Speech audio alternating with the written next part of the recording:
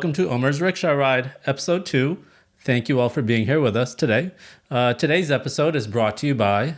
I would say today's episode is brought to you by community support when parenting gets real. I have a story about it. Would you like to hear? Yes, parenting can get rough.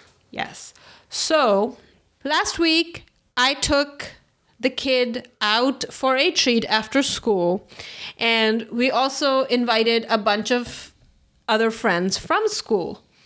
We went to get boba because she'd been asking for boba for quite a while, and I was like, why not? You know, it's cute, and boba is good. I like it. All the kids order a strawberry drink with lychee jelly or boba. Either way, everybody's happy. And her drink comes, and its lid is different from everybody else. So we start to edge towards a meltdown. I was about to throw her over my shoulder and bring her home. Mm-hmm. Because this is a treat. You asked for it. I brought you here. Your friends are here. Now you don't want your drink because it's not the same cap as everybody else. And she's about to let loose. Oh, and I'm about to let loose. Where is this? Telegraph? This is by UC Berkeley. This person from our community, an angel, steps in. I mean, this person peeped that we were both getting to a point where, you know, it was not going to be easy for anybody, and I was going to have to leave. So they stepped in, they took the drink, they went and they got the cap changed. It was actually really nice. That support, that somebody saw me and saw that I was struggling, and they came in very quietly to help. So it saved the day. Awesome. What is it for you? I think going back to last week's episode, hearing myself say over and over and over again. There I go again. Yeah, so that is what's bringing me here today, being more mindful of, I guess, what comes out of my mouth. I facilitate our staff meetings at work and have been doing so, these weekly meetings for the last couple of years. And it came up again, like I could hear myself on these like Zoom meetings, just umming as I'm going through the meeting. And so I stopped myself then. I try to be a little more mindful, and I'll try to do so today. So we're learning and growing and improving, even just through one episode. Right. So just want to put out there, follow us on Twitter at Omer's Rickshaw. Our Discord is on there. Come hang out with us on Discord. I'd love to chat it up, anything Star Wars, anything Marvel. We're really hyped for Miss Marvel coming out. I've also been watching Stranger Things. Season 4 has been phenomenal. Also, The Boys. Anyone wants to talk about The Boys? Just watched the first 3 episodes that came out yesterday. So holler at me on Discord and Twitter. And holler at me on Discord and Twitter, because I have also been watching how to edit audio, how to edit video, how to light our video better. Yeah, last week was a learning experience, right? Yeah, it was a huge learning experience. And even though there was a little bit of hesitation and kind of fear when we were putting the episode out, I'm really happy that we did. And we've been reflecting a lot about it. When you start something new, we have to have a tolerance for being new and being not absolutely marvelous at it. And the product that you create not being so wonderful. But there is value in just putting it out. And it also comes, again, talking about community and help and support, from knowing that our people, our friends, our family, our community will also tolerate us not being the best that we can be, but also believing that we will get there at some point, and valuing what we have to say and valuing listening to us and giving feedback and showing support. So the 20 people, you know who you are. We are very grateful to you. Thank you, friends and family. For constructive feedback, for laughing with us, at us. For listening, for coming back and telling us that you listened. Because just that increases our confidence. Mm-hmm. And just that gives us motivation to keep going. But family, y'all got to follow us on Twitter. I'm going to start texting y'all and hitting up the WhatsApp groups. So yes, Twitter, please follow us. Our YouTube, we weren't proud of like the YouTube product that we put out. The audio wasn't syncing, but we hope to improve on that. And piggybacking on what you said, it's kind of like my doctoral dissertation, where often I would just freeze and not know what to write. And it, I just learned to just put words on paper, just type stuff out and then edit it, work on it with my chair, and it'll get better. Yeah. So that's how hopefully this podcast will go. Yeah, and I can actually see how it will go because we have gotten such good, constructive, loving feedback. We know that we're on a good track and we have good support. So yeah, let's jump in. Yeah. Episodes 1 and 2, we went over them last week. And this week, we started off with the news of Moses Ingram, the actress behind Third Sister / Reva, getting hit up with racist DMs. She said there were hundreds. I watched her IG story where she was talking about them. First, I read an article, but then hearing her and watching her speak on it was really powerful and moving. Did you see the story, the IG story? I saw a part of it. I don't know if it was the IG story or if it was something else, but I did see Moses Ingram talking about it when she was saying that nobody has told her that, but she just feels like she just needs to take it and move on. Mm-hmm. And I want to talk about that, but first I want to ask you, Umar, are you surprised? Not at all. I think on many levels, the internet is a very toxic place. It brings out some of the worst in people and some of the best in people, but often a lot of the worst in people we find online. And then also just with the Star Wars franchise itself, there's been a pretty big history of problems. We start with the original trilogy. I don't know if you've seen, there's this YouTube video. I think the New York Times put it out. Oh.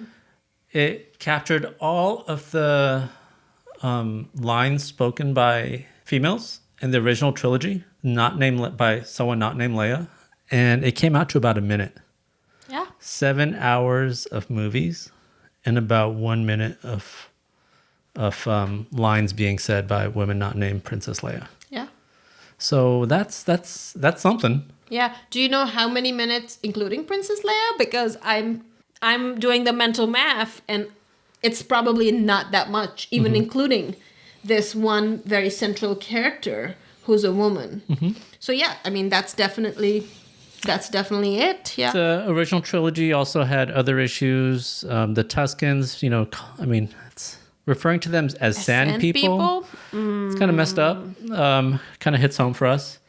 Right, but it's not just that something that explicit. Even the more subtle sort of, we talked about it in the last episode too, that there is this Western sort of gaze, and these desert planets are very reminiscent of how Arabs or Arab countries are portrayed in movies.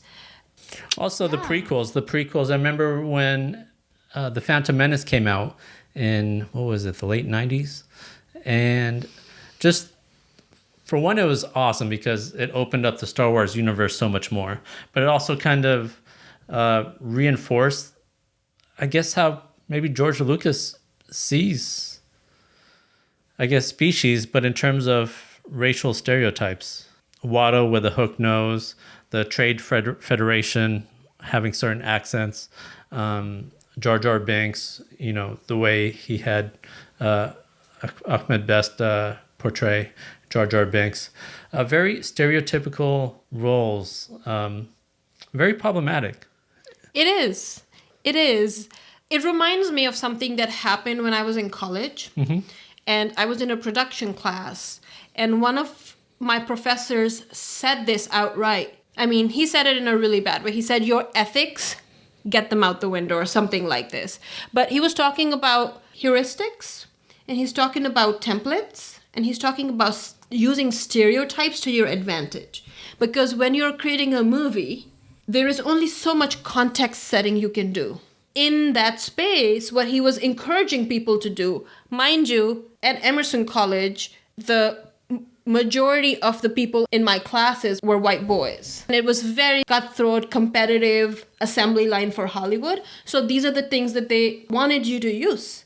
So when you started to think about like different narratives or bringing a different point of view or a different voice or even critiquing a narrative, that was really difficult because that's not what they wanted you to do. They wanted you to use heuristics. They wanted you to use these templates that already exist, which are patriarchal, colonial, and racist. You're a white boy. You have that screen of not being able to see these things because that's not what you experience, right? And now you're being told, oh yeah, don't even engage critically. Just do this. Right. So then it creates that difficulty an added difficulty in becoming aware. So now we're in the Disney era of Star Wars. They bought the franchise, gosh, maybe about 10 years ago. And we started with The Phantom Menace. Also really remarkable in opening the world of Star Wars even further and wider. They were really conscious, it seemed, when it came to casting Rey as a, just this strong female lead. Also John Boyega as Finn. However, he got so much flack on the internet from these triggered white boys who were mad that he was being cast as a stormtrooper, as one of the main actors. So he got a lot of hate on Twitter. There was a boycott Star Wars campaign. Oh, I remember. Yeah. I remember. Yeah. And then episode 2 with Kelly Marie Tran, the amount of vitriol that she received for her portrayal in Star Wars, it's embarrassing as a fan, where I think she had to cancel some of her social media accounts because of the cyberbullying that she was receiving. Yeah. It's really sad to say this, but it's not surprising given the history of racism in this country, but also the current climate where they're bolder in coming out with their hate. There is a sense of ownership over these imaginary worlds. There's a sense of attachment to the way that things are. Of course, Star Wars also uses it to invoke nostalgia, to connect these things. But that's for everybody. Particularly with Moses Ingram, I'm just like, wow. Like Star Wars said, in this universe of 20 million different species, you picking on the black girl? And that shows the extent of anti-blackness that there is in our society, in our culture. People are also emboldened a little bit because she's playing a villain. Just like people hide behind the internet, there's also a hiding behind her being a villain. I think a little bit there. Yeah, let's see how it plays out. I'm not too sure if John Boyega or Kelly Marie Tran felt supported by Lucasfilm or Disney. I hope there's a different response now. It seems like Star Wars and Ewan McGregor have put out statements in support of Moses Ingram, but it probably needs more than that. Yeah, I mean, I feel like that's lukewarm. What do you think they could do more? I think they should just tell this section of the toxic fandom to go bugger off. We don't want you. Go watch DC or something. Ewan McGregor kind of said that. I would like to hear them denounce anti-blackness. I would like to hear a little bit more of an explicit anti-racist stance, in addition to support for Moses Ingram. Sure. Yeah. Sure. So we'll follow this. Let's see how it goes. Shall we jump into episode 3, or part 3 as they're calling it? We start with Obi-Wan trying to reach out to Qui-Gon Jinn. And what struck me is that 10 years after episode 3, after Yoda told him to go live on Tatooine and practice, and Yoda was going to show him through the Force like how to reach out to Qui-Gon and other Jedi. It seems like he's pretty rusty at it. 10 years of practice, he didn't get there. I think what he's doing, with that what I do with physical therapy. Not doing his homework. He does seem rusty. I do think that it's okay that they're not explicitly showing Qui-Gon Jinn communing with him, because with ancestors and with guidance, it doesn't have to be like, oh, you come straight to me and tell me. He is going back and kind of processing some of these things and making connections. So maybe that is what communing with Qui-Gon Jinn is, right? Yeah. And I can't really judge him for it because I try to commune with my dead sheikh, and that's the extent of it. I think it's kind of realistic. We also see how shaken he is by learning that Anakin is still alive. And then we cut to the scene of Darth Vader in his castle being, I guess, reassembled, being put back together. Yeah. I actually really liked that scene. Oh, I think it's great. Yeah. I love how they showed Mustafar. They showed Vader's castle. Yeah. It looked really well done, really beautifully done. Just the way when his mask gets on and there's that pause, and then you can hear him breathing. I think it's also implied that through that whole process of getting the helmet and the other mechanical parts of himself on, he's holding his breath.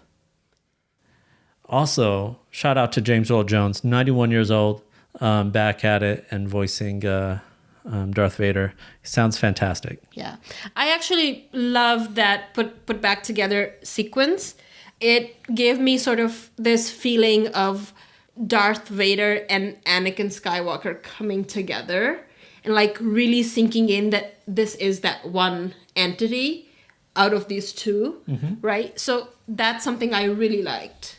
And it, for me, it brought that transition kind of full circle, right? To see it in such a explicit way. Right. Yeah. Right. Next up in the show, we cut back to this planet. Gosh, the name of the planet has left my head. Wait. We have to remember it. Yeah, it starts with the M. It's no big deal. But it really looks like the California high desert. The beautiful Joshua trees were very present. Very, I saw them like, hey, that's California. That's those are Joshua trees. So, and it was also beautifully done. So there they are. We get a really good sense of their dynamic as they wander around, kind of lost. They come across Freck. What were your thoughts on Freck? Freck was interesting because he seemed to me like just a character who is really bought into this evil stuff, but he doesn't know that it's that. He had that Empire thing on the back of the truck, right? He's talking about, oh yeah, good that you're in line with the Empire. These days people are, just gave me a sense of well-meaning, good people, even part of our communities and families in the Trumpian era.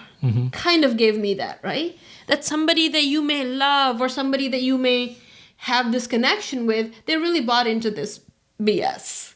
So that's what I thought about him. I didn't feel mad at him, but I was just like, oh shit, like, really? Yeah. I really also like how they're developing Kenobi and Leia's dynamic and how she's not messing with him. She know he's a mess. Right? Yeah, he slipped and called her Leia while they were going by Luma for her.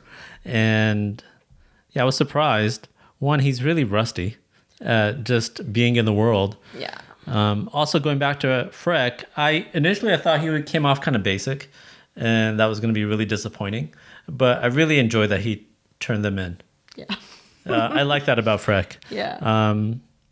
It seems like Freck is no longer with us, has become one with the Force. Yeah. But yeah, that is what it is. We see a lot about their dynamic. It was really touching as he was describing to the stormtroopers how much she reminds him of her mother. And even though he was telling the story, there was a lot of truth. Yeah. It was almost all truth. Yeah. And she knew it, even though after she asked him about it, and he deflected and was kind of somewhat dishonest about it. But he... was he, though? She asked, like, did you know my mother? And he said, I did. Did he? Yeah. Okay. Yeah, he told her that he did. Okay. Yeah. And she asked about her dad. And what did he say? He said, she asked him if he was the dad. And he said, I wish. Kind of creepy. It was. I noticed in the moment, I was like, really? Are you all doing that thing where all of y'all are chasing the same girl? So now there's that whole scene after Freck turns them in. That stormtrooper gets sliced in half. That was pretty cool. That was fun to see. And then they get rescued by this Imperial officer, and they get taken into this safe house. She refers to it as the path. Kind of weird. I don't know how I felt about the references to kind of like the Underground Railroad and their system of smuggling younglings or Jedi Force-sensitive kids away from the Empire. But that's what they're referring to it as. There's like a network doing this. Maybe this will be some of the foundations for what becomes a rebellion in 5 to 10 years from now in their timeline. Yeah. What was pretty awesome for me was the reference to Quinlan Vos. Do you know? You may not remember him from the Clone Wars. He was a Jedi, kind of reckless. I remember. He had some markings on his face like this. He was represented in a book, Dark Disciple, which is a story about him and Asajj Ventress. Oh. Teaming up in a covert mission to take out Count Dooku. And they become romantically entangled. Interesting. Asajj passes away in that book. Okay. We don't know what happens with Quinlan Vos. Okay. But it appears that he continues on. He's part of this network. Right, and he has passed through that space. Right. And next week, Ice Cube's son, I think, is in the show.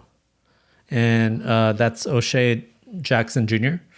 And so I think there's like rumors that he is who is going to be... Quinlan Vos. Oh, yes. Cool, yeah. And he also made some statements that if these... I'm paraphrasing here, but if these white boys were mad at how Moses Ingram is, like, wait till they see me. Oh. We will see. Interesting. Trigger warning for those racist white boys. Yeah. And white other genders. Sure. I feel like we've been going at white boys a lot, which is okay. Let's jump ahead to Vader. Vader's entrance.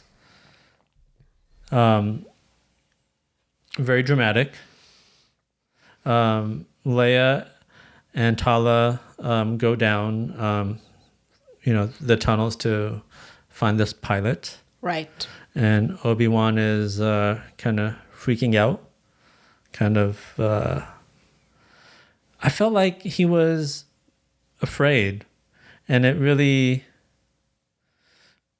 there I go with the ums again, but just the role of fear and how Jedi view fear. And here he is, afraid. Like, he looks visibly shaken. Yes.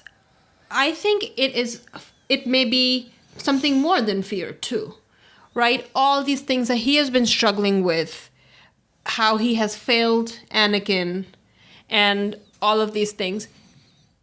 It must be overwhelming. Yes, of course he's afraid. He's almost forgotten how to use his lightsaber. He better be afraid. But also I think he's just gotten caught off guard by this whole thing. And it has exacerbated his frazzled state. That's just, what I think. Right. This next part of the episode really has some highs and lows for me. I think what really stood out for me that I really enjoyed were Darth Vader's lines that he had. Once again, shout out to James Earl Jones and how he delivered them. But the way he says, "I am what you made me," and you should have killed me when you had the chance. And as he was torturing Obi-Wan, just saying your pain has just begun. I really liked his lines. They're really short, really sweet, not sweet, but they were short and succinct, very poignant, very to the point. And Vader's lines were awesome. Their fight sequences, a part of me wanted a little more. So multiple thoughts here. One is, how are they going to balance this with episode 4? Where when Obi-Wan and Vader meet, Vader says, when we last met, like something to that effect, when we last met, like you were the master, and now look at you. So one, this may not be the last time they meet in this series. They may meet again, and hopefully Obi-Wan is less shaken and he's actually able to, I don't know, throw down versus Darth Vader. I have some thoughts about the dialogue and just their interaction. Sure. I hear exactly what you're saying, that they were short and succinct and poignant, right? Pointing to what had transpired between them, or how their relationship had changed. But I also found them a little whiny, because yes, he was the Padawan and Obi-Wan was the master. So yes, the onus, we can say, is on him. But Obi-Wan is also what he made him. You know what I mean? It's not just one way. And to be so salty about what happened to you, but not being able to... I mean, he's Darth Vader, I guess, whatever. He doesn't have that mindfulness. And he hasn't done his work. He obviously doesn't see a therapist. That it's both ways, right? The one thing I did like was how they did bring that out, that he's salty. And that he seemed a little pensive, more than Darth Vader has been. Darth Vader just does his thing and moves on. And it doesn't, in the past, I haven't gotten the sense that, he's thinking, or he's in his feelings, a hurt, right? I have mostly associated anger with him. But there was also a little like shred of vulnerability here, I feel. So I liked that. For sure, yeah. And it wraps up with Vader just letting him go. And I don't know how or why that happened. It almost seemed like he was powerless to do something about the fire that came up again in between them as the droid is dragging away Kenobi's body. Mm-hmm. This is Darth Vader. Like, he can reach out through the Force while he's flying a ship and move other ships. Yeah. And he lets Obi-Wan just get away. So I don't know if he's conflicted. I don't know if he just wants to toy with his prey. But we'll see. We'll see what happens. Yes, I was a little bit thrown off by that, actually, because it reminded me of when I'm doing a task and then I just forget about that task and start doing another task. Mm-hmm. It just seemed like that. In the moment, I'm expecting more, and Vader just turns around and leaves. Right. It was a very one-sided battle. Yeah. From a one-sided battle to, okay, I'll let him escape or whatever. Yeah. But we find out Leia does not make it to the pilot. The pilot has been terminated by the Inquisitor, third sister. So that's how the episode ends, on a bit of a cliffhanger. Yes. You had looked at me and said, how did third sister get here? Right. It seemed like Leia had a head start down a tunnel. Yeah. Maybe there was another way to get there. So that's one thing. One other thing I want to bring up with this is that when she gets to the bunker, the safe house, like that back room, I feel like she has an emotional reaction too. So again, like last week, I'm starting to again wonder like what her story is. Right. That's a good point, because I think she was one of the kids who did not get taken down this path and taken away from the Empire's clutches. Right. Perhaps. So I did see that moment, and I feel like Moses Ingram does a really good job of holding that ruthlessness, but also betraying that this is personal. Right. And I am hurt. Right. And this is not just about being the Grand Inquisitor. Right? And I was also kind of tickled by that when Vader said to her, and then you can be the Grand Inquisitor. As if that's the only thing she wants. But we know that it's not. You know what I mean? We don't really know fully what she wants. Yeah, but we know that that's not the only thing. There's something more there. Sure. And like, through her performance, she brings that out, which I love. The other thing that I want to say at that very last scene is that I think Leia is going to take care of herself. That would be very interesting if that happens. To me, it'd be very interesting, right? Because here is this very powerful, ruthless Inquisitor, and here's this little girl who doesn't probably even know that she's force sensitive, and her little droid, Lola, which is so cute. I love that she has this droid, right? I think that she's gonna be able to take care of herself, and that would be really cool to see. Right. Yeah, I'm curious to see what happens. We are now halfway through this series, which is, it's awesome. We've seen a lot, but it also feels like we have a lot farther to go. Oh, yeah. Particularly in Obi-Wan Kenobi getting himself together. End of episode 3, you're still a mess. You know? And I actually like how things have shifted for him. Of course, he's back out in the world and not just sitting by himself in the cave eating. But there hasn't been significant enough of a, I feel like, switch. And I would like to see that arc being completed, but I do want to say that if it doesn't, I would be okay. Because all of this is really humanizing him for me.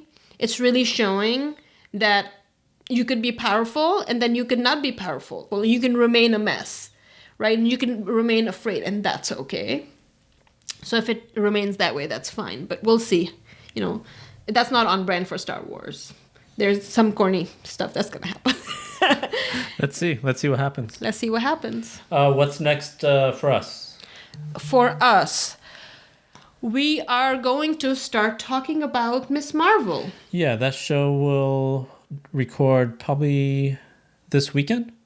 Yes. So we will probably be coming up with a lead-up episode the beginning of the week, and then we will see you again at the end of the week with our reaction to the first Miss Marvel episode. Yeah.